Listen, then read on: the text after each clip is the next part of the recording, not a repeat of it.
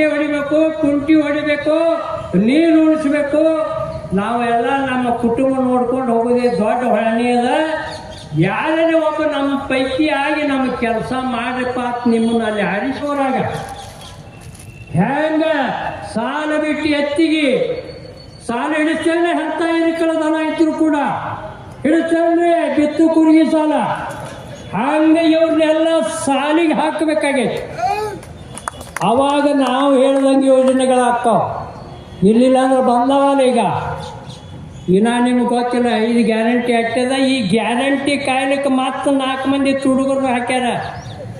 ಸರ್ಕಾರದಿಂದ ಪಗಾರ ಹೋಗ್ತೈತಿ, ಅದಕ್ಕೆ ದುಡ್ಡು ನಮ್ಮ ಟ್ಯಾಕ್ಸ್ ಹೊಂಟೈತಿ ಯಾರಿಗೆ? ಆ ಪಕ್ಷದ ಕಾರ್ಯಕರ್ತರಿಗೆ. ಮಂಡಲಕ್ಕೆ ಒಬ್ಬನಿಗೆ ಅವ್ರಿಗೆ ಬೇರೆ ರೇಟ, ತಾಲೂಕಾದೊಳಗೆ 5 ಗ್ಯಾರಂಟಿ ಕೊಡ್ಲಿಕ್ಕೆ ಒಂದು ಬೇರೆ ರೇಟ, ಜಿಲ್ಲಾ ಕಂಟ್ರೋಲ್ ಮಾಡೋನಿಗೆ 50,000 ರೂಪಾಯಿ ಇಟ್ಲಿ ಪಗಾರ. ಯಾರು ದುಡ್ಡಪ್ಪ ಇದು? ಎಲ್ಲರೂ ಜಾತ್ರೆ ಮಾಡಕ್ಕೆ ಹೊಂಟೀನಿ ಸರ್ಕಾರ. ಎಲ್ಲಿ ರೈತರು ನಾವು ಈ ದೇಶದೊಳಗೆ ITBT ಭಾಳ ಜನ ಹೇಳ್ಯಾರ ನನಗೆ. ITBT ಅವರು 1 ಸಲ ಟ್ಯಾಕ್ಸ್ ಕೊಡ್ತಾರೆ, ರೈತರು ನಾವು 2 ಸಲ ಟ್ಯಾಕ್ಸ್ ಕೊಡ್ತೀವಿ. ಈ ದೇಶದೊಳಗೆ 2 ನಮೂನೆ ಟ್ಯಾಕ್ಸ್ ಕೊಡೋದು ಬೇಕಾದ ಸರ್ಕಾರವಲ್ಲೇ. ನಾವು ಒಮ್ಮೆ ಕಣ್ಣ ತೆರೆನೆತ್ತು ಎಲ್ಲರೂ ಒಂದೇ ದಿನ ರಸ್ತಕ್ಕೆ ಬರ್ರಿ, ನಿಮ್ಮ ಮನೆಗೆ ಓಡಿ ಬರ್ತಾನೆ ಮುಖ್ಯಮಂತ್ರಿ. ನಿಮ್ಮ ಮನೆಗೆ ಅಧಿಕಾರಿ ಎಲ್ಲ ಮುಖ್ಯಮಂತ್ರಿ ಬರ್ತಾನೆ ನಿಮ್ಮ ಮನೆಗೆ. ಅದಕ್ಕೆ ನಾ ಕೇಳ್ಕೊಳ್ಳೋದಿಟ್ಟೆ, ದಿನನಿತ್ಯ ಈ ಹೋರಾಟ, ರಸ್ತೆ ರೋಕೋ ಏನೇನೋ ಮಾಡೋಕ್ಕಿಂತ ಒಮ್ಮೆ ಈ ಬಜೆಟ್ ಅಧಿವೇಶನ ಬರೋಕ್ಕಿಂತ ಮುಂಚೆ ಇಡೀ ರಾಜ್ಯದೊಳಗೆ ಎಲ್ಲ ರೈತರು 1 ದಿನ ರಸ್ತೆ ಮೇಲೆ ನಿಲ್ಲೋಣ ಅನ್ನತಕ್ಕಂಥ ಒಂದು ಕರೆ ಕೊಡಬೇಕು. ನಿಮ್ಮದೇನು ಅನಿಸಿಕೆನೂ ಇವತ್ತು ಹೇಳಬೇಕು. ಯಾಕೆ ಸರ್ಕಾರ ಕೇಳೋದಲ್ಲ? ಸರ್ಕಾರ ಅಲ್ಲ, ಅವ್ರ ಅಪ್ಪ ಕೇಳ್ತಾರೆ. ಸಿದ್ದರಾಮಯ್ಯ ಇರಲಿ, ಬೇಕಾದವ ಇರಲಿ, ಯಾವುದೇ ವಿಚಾರಕ್ಕೆ ಅಧಿಕಾರದಾಹ, ಧನದಾಹ, ಬಲದಾಹ ಇವು ಏನದಾವ ಕೆಡಕನ್ನು ಮಾಡುವಂಥ ದಾಹಗಳಿರಬಾರ್ದು. ಆಸೆ ಇರಬೇಕು ಪ್ರತಿಯೊಬ್ಬರಿಗೆ, ದುರಾಸೆ ಇರಬಾರ್ದು. ಒಂದು ಸಮಾಜ ಒಡೆಯುವಂಥ ನೀತಿ, ಸಮಾಜ ಭಾರತೀಯ ಕಿಸಾನ್ ಸಂಘ ಉತ್ತರ ಪ್ರಾಂತ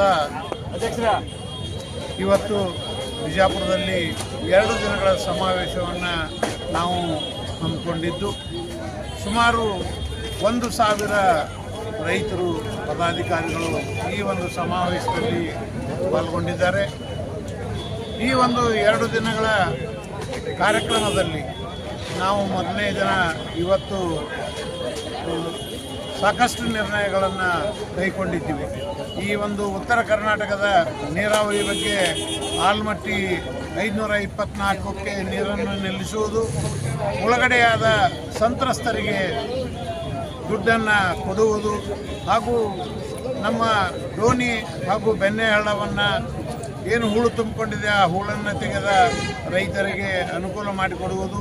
ಇದೇ ರೀತಿ ಎಲ್ಲ ಬೆಳೆಗಳಿಗೆ MSPಯನ್ನು ಫಿಕ್ಸ್ ಮಾಡಿ ನೇರ ಸರ್ಕಾರನೇ ಖರೀದಿ ಮಾಡಬೇಕಂತೇಳಿ ಸರ್ಕಾರದ ಮೇಲೆ ನಾವು ಒತ್ತಾಯವನ್ನು ಈ ಮೂಲಕ ಮಾಡ್ತಾ ಇದ್ದೀವಿ. ಮತ್ತು ಬೆಳೆ ಪರಿಹಾರ ಭಾಳ ತಾರತಮ್ಯ ಇದೆ. ಒಬ್ಬ ರೈತನಿಗೆ ಒಂದು 10% ಬರ್ಬೋದು, ಮತ್ತೊಬ್ಬ ರೈತರಿಗೆ 100% ಬರ್ಬೋದು. ಈ ರೀತಿ ತಾರತಮ್ಯ ಬಹಳ ನ್ಯೂನತೆಗಳು ಇದ್ದಾವೆ. ಅದನ್ನೆಲ್ಲನೂ ಹೋಗಲಾಡಿಸಲು ನಾವು ಸರ್ಕಾರಕ್ಕೆ, ಮಾನ್ಯ ಮುಖ್ಯಮಂತ್ರಿಗಳಿಗೆ ಈ ಮೂಲಕ ಮನವಿಯನ್ನು ಕೊಡ್ತಾ ಇದ್ದೇವೆ. ನನ್ನ ಹೆಸರು ಭೀಮಸೇನ್ ಮಹಾದೇವಪ್ಪ ಪೋಖರೆ, ರಾಜ್ಯಾಧ್ಯಕ್ಷರು ಭಾರತೀಯ ಕಿಸಾನ್ ಸಂಘ.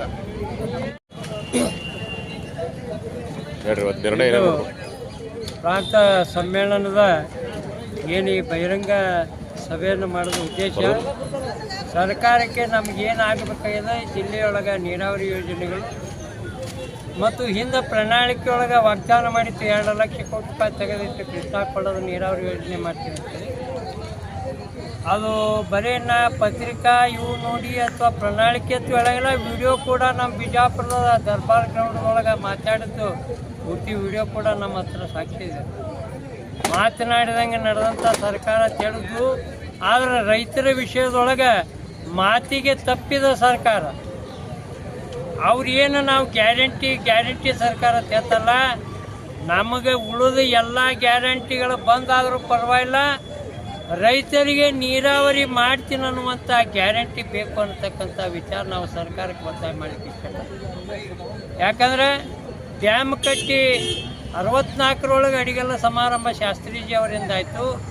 ಸುಮಾರು ಒಂದು ಈ ಅಂದಾಜು ಆಗಿನ ಕಾಲಕ್ಕೆ ಕಟ್ಟಡ ಕಟ್ಟದಂತೇಳಿ 100 ವರ್ಷ ಆಯುಷ್ಯ ಹೇಳ್ತಾರೆ, 64ರೊಳಗಿನ ಲೆಕ್ಕ ಹಾಕಿ ಹೇಳ್ತಾರೆ. ಆದರೆ ಅದು ನನಗೆ ತಿಳಿದ ಮಟ್ಟಿಗೆ 70-80 ವರ್ಷ ಬಾಳೋದು ಈಗಿನ ಯಾವ ಡ್ಯಾಮ್ಗಳ ಸ್ಥಿತಿ ಉಳಿದಿಲ್ಲ. ಮೊನ್ನೆನೇ ನೋಡಿದೆ ನಾವು ತುಂಗಭದ್ರಾ ಡ್ಯಾಮ್ ಹೊಡೆದು ಗೇಟ್ ಕಿತ್ತು ಇದು ಆಯ್ತು. ಮತ್ತು ಈ 60-65 ವರ್ಷದ್ದು ಇನ್ನು ಉಳಿದು ಎಷ್ಟು ಅದು ಡ್ಯಾಮೇ ಮತ್ತು ಪುನರ್ ನಿರ್ಮಾಣ ಮಾಡುವಂಥ ಕಾಲಬಲ ಆಗ್ತದೆ. ಇನ್ನೂ ಭೂಮಿಗೆ ನೀರು ಹರಿಯೋದು, ಆದರೆ ಏನೂ ಬ್ಯಾನ್ ಇಲ್ಲಾರ್ದೆ 5 ಜಿಲ್ಲಾಕ್ಕೆ ನೀರು ಹರಿದು ಅವರು ನಮ್ಮ ಅಂತಂಬ್ರೆ. ಆದರೆ ನಿಜವಾಗಿ ಯಾರು ಇಲ್ಲಿ ಸಂತ್ರಸ್ತರಿದ್ದರು ಆ ಸಂತ್ರಸ್ತರಿಗೆ ನೀರು ಸಿಗಲಿಲ್ಲ. ಕುಡಿಲಿಕ್ಕೆ ನೀರಿಗಾಗಿ ನಾವು ಸ್ಟ್ರೈಕ್ ಮಾಡಿ ಹೋರಾಟ ಮಾಡುವಂಥ ಪರಿಸ್ಥಿತಿ ರಾಜ್ಯದೊಳಗದ. ಭಗೀರಥ ಅನ್ನಿಸ್ಕೊಂಡ್ರು, ಏನೇನೋ ಅನ್ನಿಸ್ಕೊಂಡ್ರು ನಮ್ಮ ಜಿಲ್ಲಾದೊಳಗೆ. ಆದರೆ ಕೇವಲ ಕೆರೆ ತುಂಬಲಿಕ್ಕೆ ಅಷ್ಟೇ ಸೀಮಿತ ಆಯಿತು ಹೊರತಾಗಿ ಭೂಮಿಗೆ ನೀರು ಹರಿಸ್ಲಿಕ್ಕೆ ಈ ಸರ್ಕಾರ ಫೇಲ್ಯೂರ್ ಆಗೈತಿ. ಯಾಕೆ ಫೇಲ್ಯೂರ್ ಆಗೈತಿ ಅಂದ್ರೆ ಖಜಾನೆ ಖಾಲಿ ಆಗೈತಿ ಅಂತಕ್ಕಂಥ ಅಧಿಕಾರಿಗಳ ವಿಚಾರ ಹೇಳಕತ್ತಾರೆ. ನಮಗೂ ಸಾಕಷ್ಟು ಅಧಿಕಾರಿಗಳ ನಮ್ಗೆ ಹೇಳುವಂಥವ್ರು ಅದಾರ. ನಾವು ಮೊನ್ನೆ ಕೇಳಿದೀವಿ 8 ಮೋಟರ್ ರನ್ ಇರಬೇಕು ಏತ್ ನೀರಾವರಿಗಳಿಗೆ, 4 ಮೋಟರ್ ಯಾಕೆ ಚಾಲು ಅಂದರೆ ಆ ಮೋಟ್ರ್ ತುಂಬಲಿಕ್ಕೆ ರೊಕ್ಕಿಲ್ಲ, ಟೆಂಡರ್ ಕರೀಲಿಕ್ಕೆ ರೊಕ್ಕಿಲ್ಲ ಅಂತ ಹೇಳ್ತಾರೆ. ಅಂದರೆ ಎಲ್ಲಿಗೆ ಬಂದ ಸರ್ಕಾರದ ಪರಿಸ್ಥಿತಿ.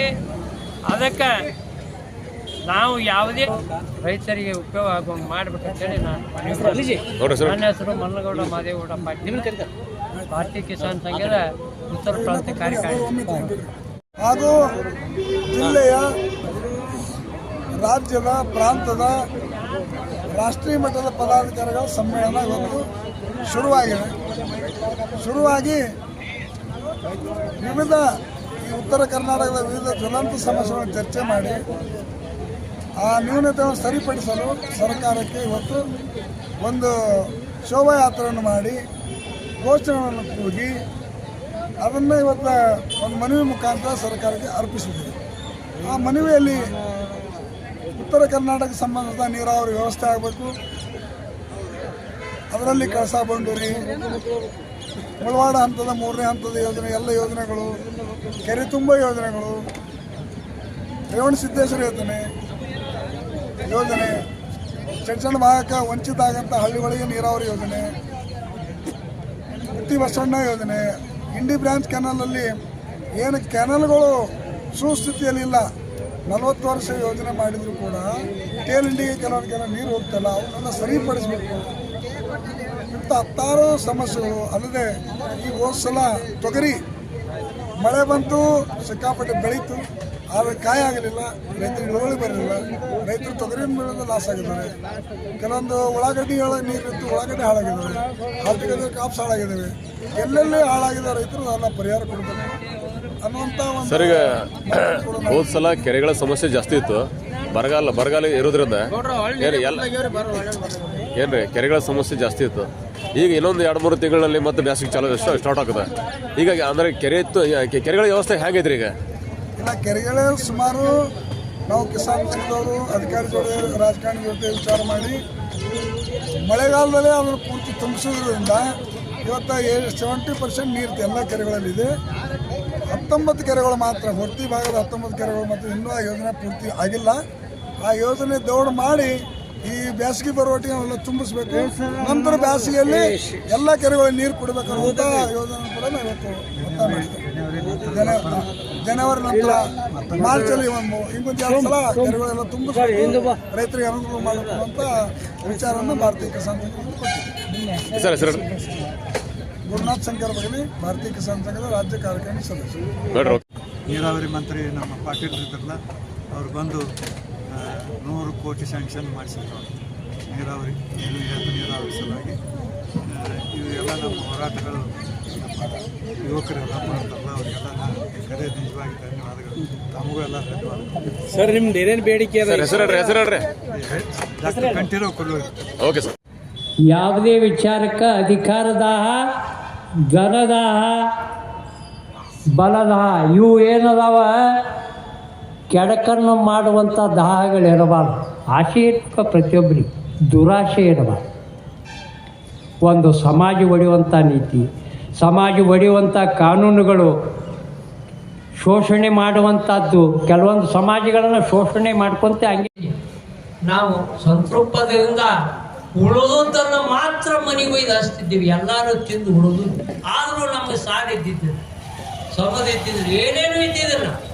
ಮತ್ತು ಹಳ್ಳಿಯೊಳಗೆ ಬಂಗಾರ ಇತ್ತವಾಗ, ಪಟ್ಟಣದೊಳಗೆ ಇದ್ದಿದ್ದಲ್ಲ. ನಿಮಗೆ ಏನೇ ಕಲ್ಪನಾ ಇರಬೇಕಾದ್ರೆ ನಮ್ಮ ಹಳ್ಳಿಯಾರ ದುಡ್ಡೆಲ್ಲ ಏನು ಆಧುನಿಕ ಸಂತ್ರಸ್ತರಿಗೆ ಸೂಕ್ತ ಪರಿಹಾರ ಪುನರ್ವಸತಿ ಕಲ್ಪಿಸಿ ಕೃಷ್ಣಾ ಕೊಳ್ಳದ 3ನೇ ಹಂತದ ಎಲ್ಲ ನೀರಾವರಿ ಕಾಮಗಾರಿಗಳನ್ನು ಬೇಗನೆ ಪೂರ್ಣಗೊಳಿಸಬೇಕು.